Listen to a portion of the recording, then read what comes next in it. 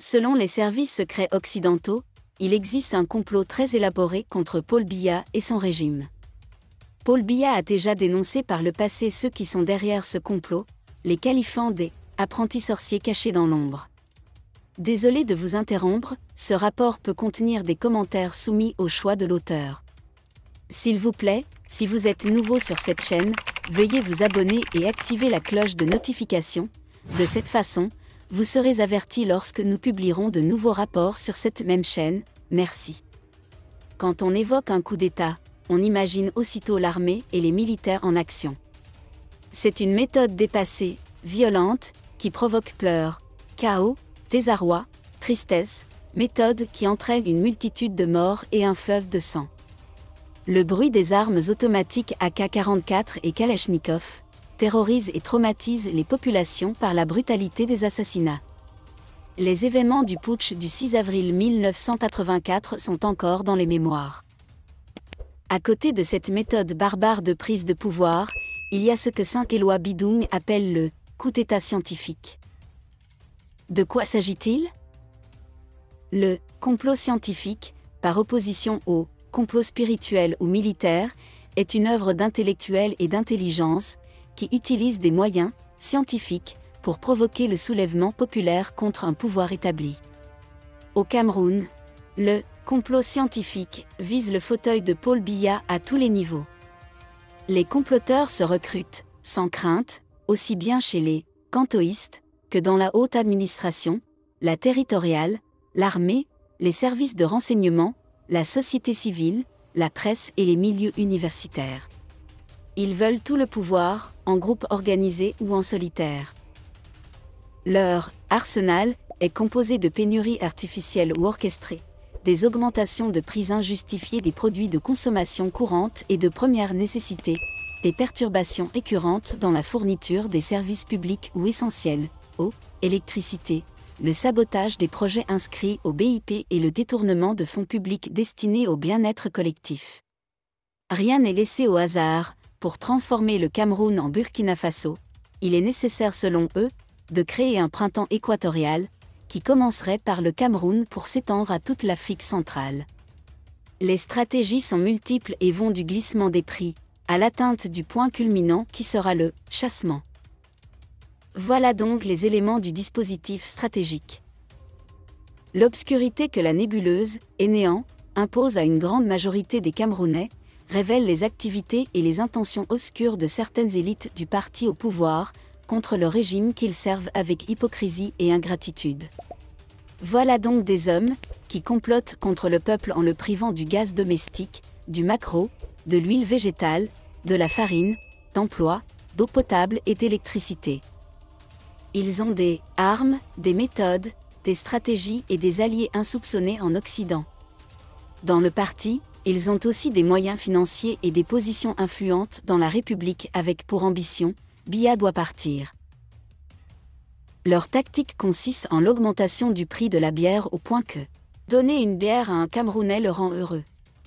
La France, qui vient de s'assurer pratiquement le monopole de la production des produits brassicoles, doit bien savoir que l'augmentation du prix de la bière rentre dans le dispositif stratégique des putschistes qui croient qu'une hausse du prix de la bière serait le verre de trop qui ferait descendre le peuple dans la rue, ivre de colère afin de casser, saccager et brûler n'importe quoi sur son passage en hurlant des méchancetés contre Paul Biya. Liquide inflammable. Est l'augmentation du prix du carburant à la pompe.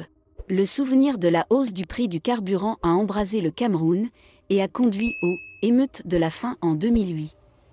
Elle a mobilisé les apprentis sorciers. On assiste ces temps-ci à des actes de sabotage de la part de certains individus qui se cachent derrière des uniformes de pompiers, prêts à enflammer le pays à la moindre occasion. Ils attendent avec impatience qu'une augmentation du prix du carburant soit décidée ou imposée pour lancer leur cri d'alarme, le pays est en feu. Ils s'appuient sur les éléments suivants pour attiser les flammes. Les mototaxis, qui sont selon le commissaire divisionnaire Okole Jean-Claude, tués sauvagement en juillet 2022, une activité très risquée et contrôlée par de jeunes originaires du Grand Nord, âgés de 16 à 25 ans, très forts, habitués aux rixes de rue, armés ou non, et consommateurs de drogue dure. Il a aussi mentionné les vendeurs de friperies, également originaires du Nord, et a estimé que le seuil critique était atteint pour embraser le Cameroun. Sa famille accuse sa hiérarchie d'être responsable de sa mort. Quelle étrange affaire! Le pétrole domestique, le tarif des transports, le prix du manioc au marché, le poids de la baguette. Ils espèrent que cette fois-ci, le feu ne s'éteindra pas et que le régime de Paul Biya partira en fumée. La hausse du prix du gaz domestique. Un groupe ethnique, soutenu par des cadres du régime qui cherchent à mettre le feu aux poudres, essaie souvent de provoquer des pénuries artificielles de gaz domestique. Ils comptent sur le désarroi des ménages, qui selon eux, les pousseraient à descendre dans la rue non pas pour trouver du gaz, mais pour envoyer le régime de Paul Biya à la chambre à gaz. Le complot hydrique. La stratégie consiste à transformer le Cameroun en un pays aride, un vaste désert, où les populations manquent d'eau potable. S'ajoute à cela, la soif de liberté, de démocratie, d'emploi, de santé publique, de sécurité et de pain quotidien. La soif d'eau est un élément clé dans le dispositif de déstabilisation. Gonfler les factures d'eau des Camerounais avec des consommations fictives, détourner les projets d'approvisionnement en eau du BIP et des ONG pour noyer les populations, faire une grande propagande sur l'incapacité de Paul Biya à fournir de l'eau potable aux Camerounais. Et néant, dans le domaine de l'électricité, l'arrivée des néos est obscure et laisse penser que des personnalités de la République travaillent dans l'ombre dans cette affaire sombre. Pour ce qui est de l'eau, plusieurs personnalités auraient trempé dans cette boue et se sont bien mouillées. Robinet à sec. C'est le « complot hydrique » que Paul Biya est en train de faire capoter. L'apocalypse. Selon des sources concordantes proches de ces milieux du chaos politique, les mois d'octobre, novembre et décembre 2022 seront très agités. Les réseaux adeptes du terrorisme économique prévoiraient leurs efforts pour plonger le Cameroun dans une crise financière, des difficultés dans la trésorerie publique, le non-paiement des salaires, de la dette intérieure, la perturbation des mouvements bancaires, et bien d'autres maux dans la vie de la nation, qui se retrouveraient ainsi non pas en situation de récession, mais de marasme économique, qui conduirait le pays à la faillite. Ainsi le Cameroun serait à la merci d'une révolution populaire, tant espérée.